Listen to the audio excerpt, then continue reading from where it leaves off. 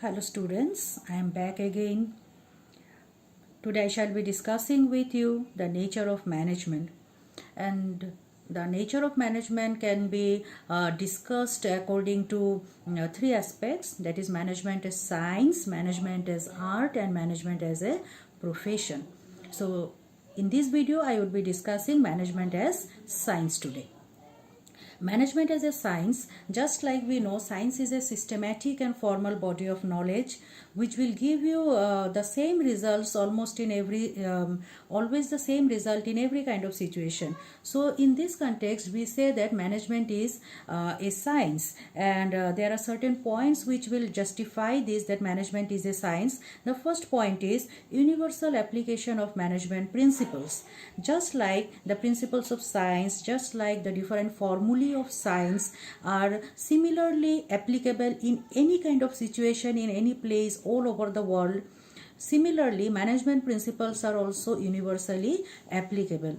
Just like, for example, if you combine carbon plus oxygen, it will give you carbon dioxide under any circumstances. Similarly, management theories, management principles can be universally applied in different kinds of organizations, different kinds of institutions, and these organizations, these institutions, these places may be business organizations, educational institutions, administration, or the government machinery, military, religious organizations, sports organizations, etc., etc.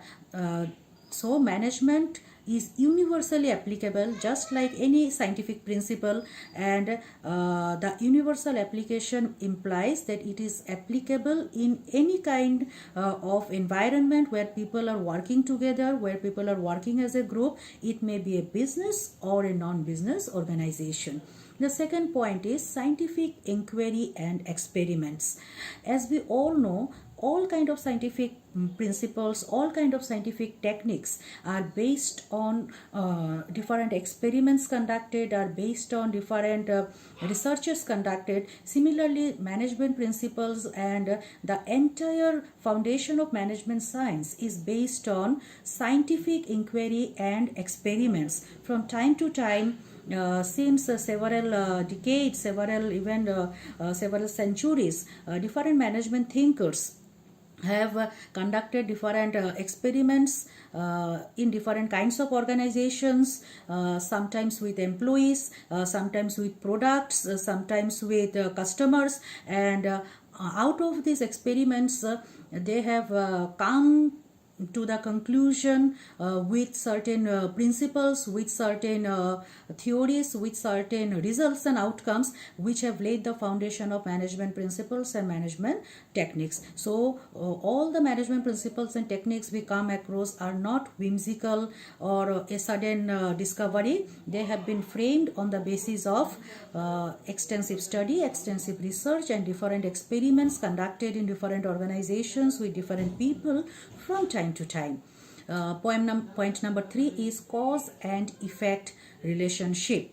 Like in science, you see, if you boil the water up to 100 degrees centigrades, the water will be boiling. Or if you freeze the water below 0 degrees centigrade, the water will become ice. So these are cause and effect relationships. You do this, the outcome will be this. Similarly, management principles and management techniques, they also define cause and effect relationship between the outcome and between the reason for that outcome. Like, for example, if there are no proper leaders to motivate the workers in an organization, the outcome will be demotivated workers and less performance perhaps. Another example you may take is if one employee is getting orders from more than one bosses, there will be lots of confusion and the desired outcome of the employee may not be obtained. So this is cause and effect relationship. Just like science can explain to us about the relationship between the cause and the result of a particular experiment, similarly in management practices also we can analyze that why a particular problem has arisen or why a situation has cropped up and what is the reason behind that, and this understanding of cause and effect relationship goes a long way in solving different organizational problems. Point number 4 is tests of validity and predictability. The scientific experiments can be tested at any point of time. Their validation can be authenticated at any point of time. Similarly, management techniques and management principles can also be tested in terms of validity and authenticity and how much they are applicable in different organizations. Like for example, division of work is a very important management principle, which means that that work should be assigned to employees, work should be assigned to individuals according to their specialization, according to their expertise, according to their experience, according to their skills or training, or and even according to their interest. In that way, you can get better performance out of the employees. And if division of work is not done based on proper rationality, the outcome may be that there is less job satisfaction among the employees and they are placed in such a job which they are not enjoying while doing, and they may not put their full commitment to the job. So in this way, the management principle can be put and they can be tested in terms of validity and predictability. And the last point why we consider management as a science is systematic body of knowledge.